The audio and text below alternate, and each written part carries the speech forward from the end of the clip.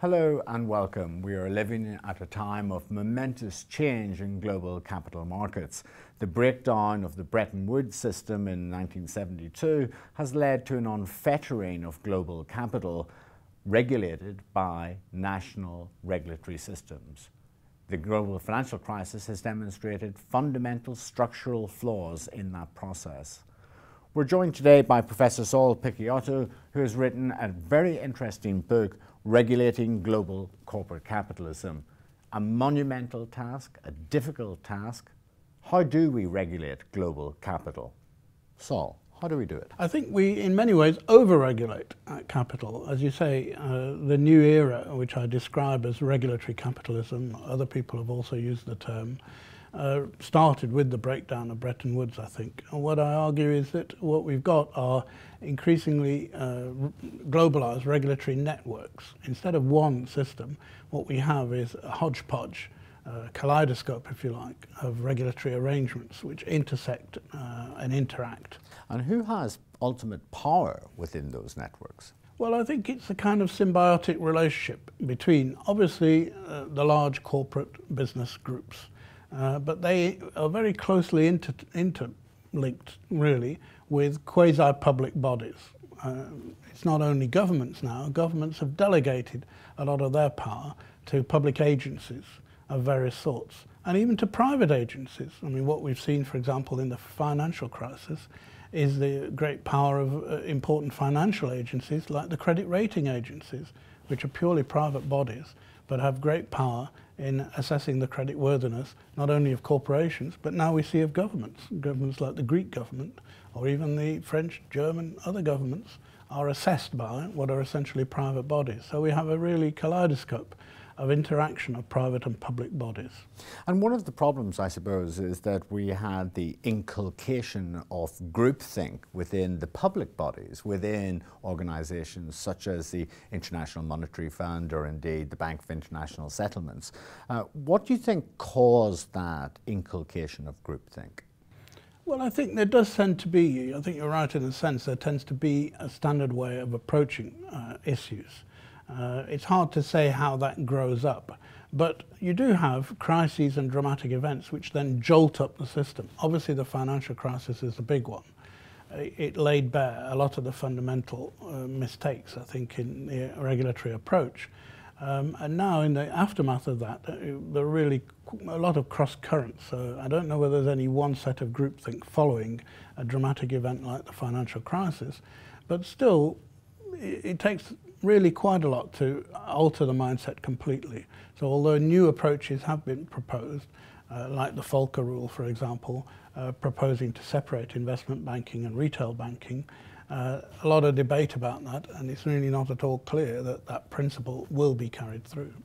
And of course one can see as a consequence of the proposed introduction of this separation between retail and investment banking by placing restrictions on the capacity of investment banks to engage in proprietorial trading. One can see huge opposition to this, not only in the United States, but also here in Asia Pacific, where the argument of regulators and indeed banking executives is, well, this didn't happen to our banks, therefore we don't need to fix it.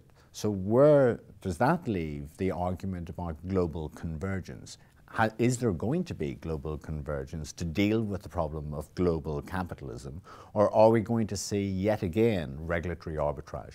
I think a kind of arbitrage is almost inevitable. As I say, what we have isn't a global system of regulation, but a hodgepodge of regulatory networks. So there's always new developments, there's always a spin-off of new approaches. I wouldn't say there's either convergence or no convergence. It's not that we're in a totally chaotic system. The networks are closely interrelated. There's been a big push towards a new structural approach. I think a strong theme in my book is that, in a sense, I mean, many people think that we live in a deregulated world. Often people are surprised by my title. They say, are global capitalist firms regulated? And there's a generally understood approach, I mean, groupthink again, but even amongst people on the left, that they're under-regulated or not regulated. I don't think that's the case at all, particularly if you look at an area like finance, where really there's been a vast amount of regulation. I think the problem is that the approach to regulation has often been mistaken. And if you get the wrong approach, if you get the wrong institutional basis, then in a way that leads to hyper-regulation. So I think the problem in banking, and this is the problem addressed, for example, by the Volcker Rule, is liberalisation, opening up finance so that anything goes, so that you could build conglomerates who speculated basically with other people's money. If you allow them to do that, you allow them to do that with the protection of limited liability. So basically they're gambling with other people's money. And on top of that, they have state backing, they have the lender of last resort role from the central bank, then it's almost inevitable that you'll have problems. And that's what leads to over-regulation, because then the central bankers come along and say, well, we've got to have a safe system. So, but they don't interfere with what the banks want to do. They let them gamble with other people's money. They have to stand behind them with lender of last resort. But they say, well, you have to have minimum capital requirements. And the whole minimum capital requirements approach led to more and more regulation, in a sense over-regulation. So basically that's a strong theme for me, is unless you get the approach right, you get over-regulation and ineffective regulation. I think what's interesting about this crisis, which differs from perhaps previous crises like the collapse of Enron, WorldCom, for example, in 2002, which led to the creation of Sarbanes-Oxley.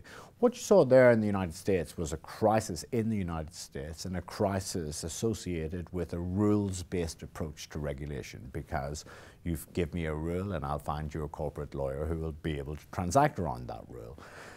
What we've seen in this crisis, however, which is interesting, is how quickly the crisis moved between regimes which used rules-based approaches, such as the United States, and those that used principles-based approaches to regulation, such as those used by the United Kingdom. And Hector Sanz from the Financial Services Authority very famously said it's very hard to have a system of principles-based regulation over people with no principles. So one is left then with the question of, well, if rules, and rules alone, are not enough, and principles lack the granularity, if you like, to be enforceable, how then does one regulate? Well, I think the approach that's come from regulatory scholars, you have a very good one, famous one here, John Braithwaite today, and you in Canberra, is that there needs to be a combination of the two. You need to set regulation on the firm foundation of well understood principles, and then fine tune it with rules. But I think what you said and what you quoted from Hector Sanz is absolutely right.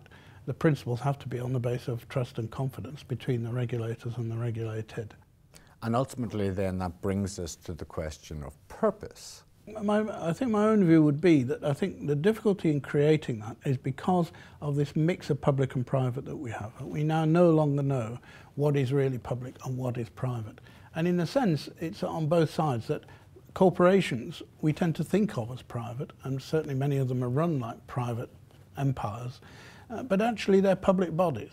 They're granted, their authority comes from statute, but they're immense wielders of public power, really. So I think what's needed is to infuse corporations with a strong sense of public obligation and public duty, and really recast the institutional basis for corporations in that kind of way, so that we no longer have this tension between public and private. That's the only way, I think, in which you can get a stronger basis of confidence. And do we have it at the moment? I think we're fairly far from it. I think in many areas there's been a strong move towards an improved basis, but clearly we've got a long way to go. Thank you very much. Thank you.